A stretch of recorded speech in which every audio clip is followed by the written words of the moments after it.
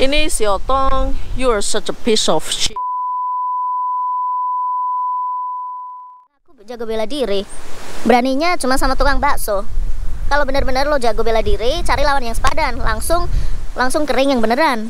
Abang tukang bakso, mari sini, aku mau beli.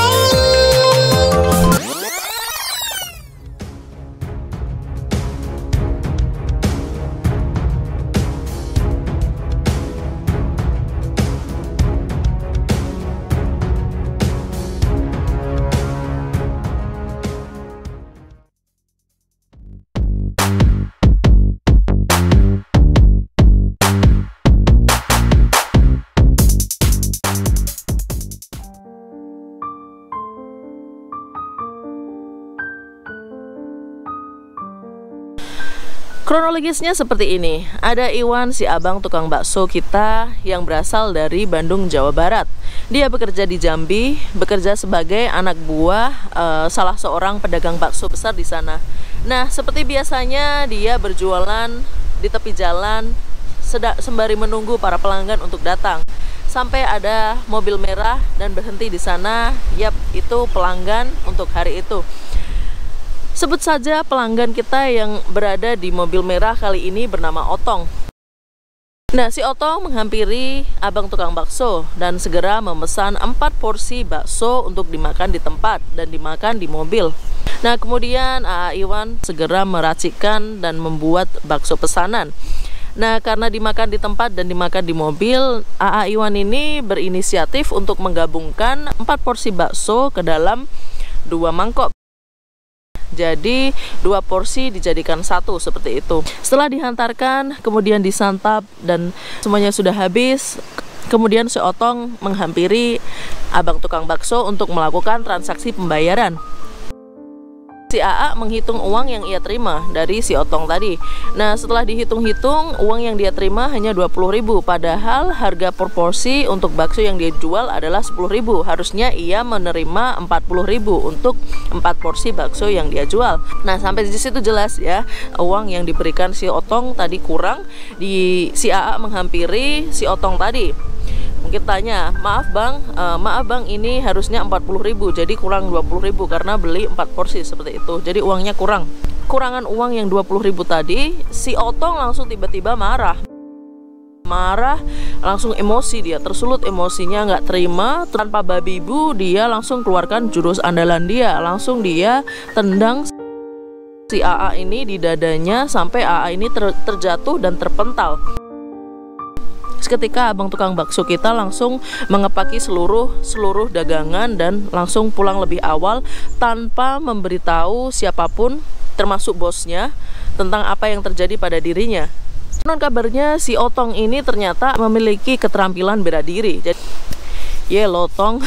Dan kejadian ini ternyata terekam di salah satu CCTV yang berada di daerah tersebut. Rekaman CCTV ini tak lama menjadi viral di internet dan salah satu anak dari bosnya si A.A. Iwan ini melihat bahwasanya oh, saya kenal nih, ini A.A. yang kerja sama bokap gua, terus seperti itu. Setelah itu menyarankan dan membawa si A.A. untuk ke Rumah Sakit Bayangkara di Jambi untuk melakukan visum. Bapak Junadi, Muhammad Junadi sebagai bos besar, dia langsung mengambil hasil visum tersebut dan melaporkan kejadian ini ke pihak yang berwenang. Nah, mesti si bos besar Bapak Muhammad Junadi melaporkan kejadian ini ke pihak yang berwenang. Si Bang Iwan ataupun Bang Nasib dengan berlinang air mata, dia berkata bahwasanya sebenarnya dari lubuk hatinya yang terdalam, sebenarnya dia sudah memaafkan kelakuan si Otong.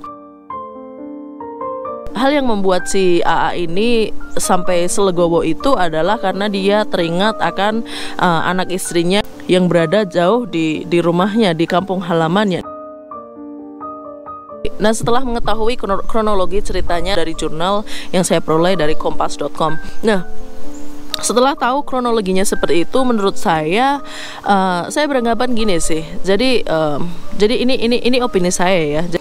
karena saya di sini juga bekerja di bidang hospitality dan saya juga pernah mengenyam pendidikan di dunia kulineri di sini. Ada salah satu yang namanya etik. Sebagai penjual, kita ada namanya professionalism. Jadi entah itu kita berjualan skala kecil untuk pelanggan di bawah 100 orang atau sampai ribuan orang atau sampai jutaan orang, ini semuanya ini etik ini sebenarnya harus diaplikasikan karena ya harus profesional. Satu contoh, ketika ada seorang pelanggan order sesuatu, ya harusnya kita memberikan apa yang mereka order gitu. Terkecuali bila customer kita memberi instruksi spesial untuk kita. Satu contoh, in this case, di kasus ini dia berinisiatif sendiri untuk menggabungkan 4 porsi ke dalam 2 mangkok besar gitu.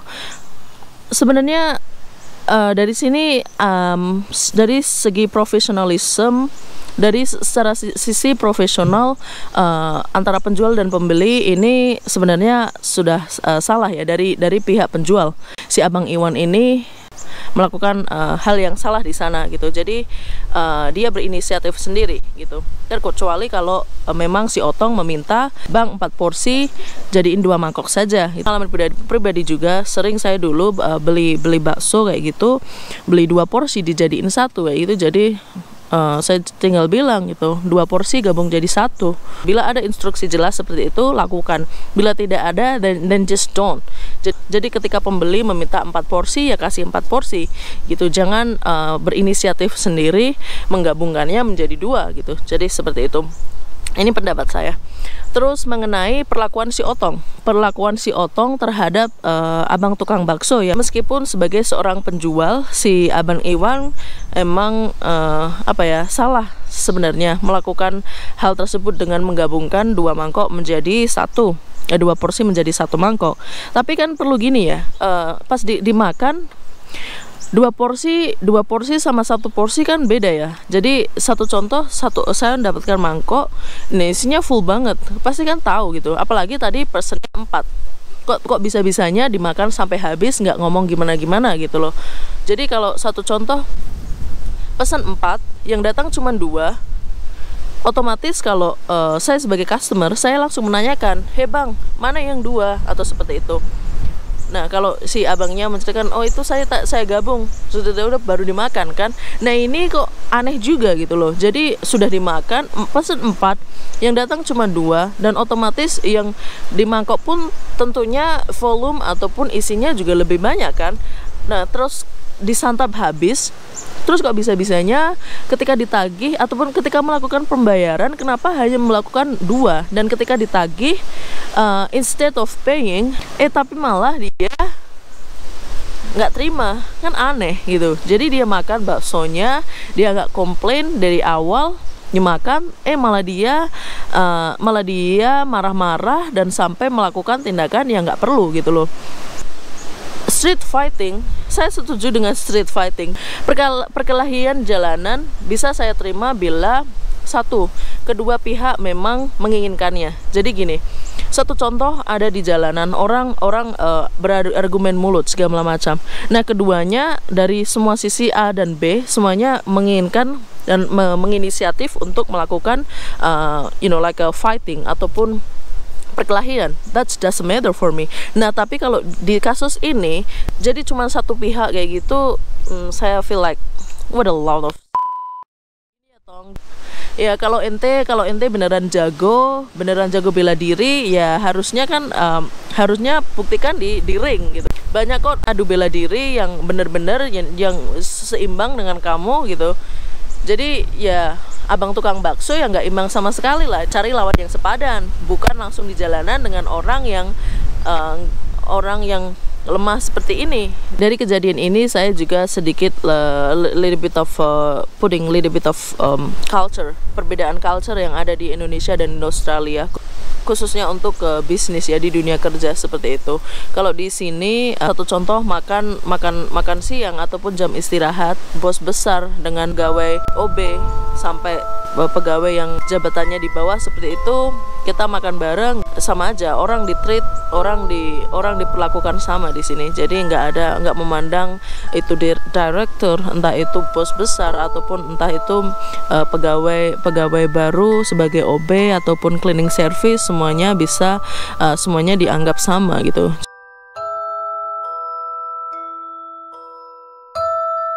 Tonton juga video-video yang ada di layar kaca saat ini. Mungkin kalian tertarik dan videonya berguna untuk kalian. I'll see you around.